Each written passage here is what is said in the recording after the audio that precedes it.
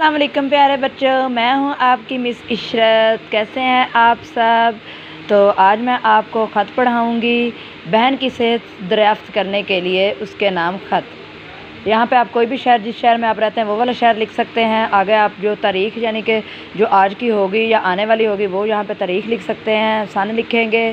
फिर आप लिखेंगे प्यारी महविश, यानी कि आप अपनी बहन का नाम लिख सकते हैं।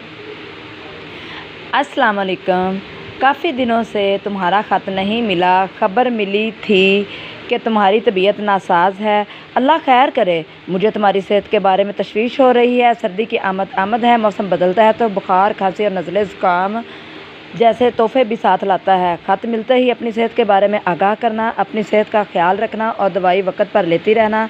अम्मी अब्बू की खिदमत में सलाम। आपका भाई उमैर नज़ीर। यानी कि आपका नाम, यानी कि जो भी होगा भाई का नाम, वो अपनी बहन को ख़त लिखते वक्त आखिर में ये नाम लिखेगा।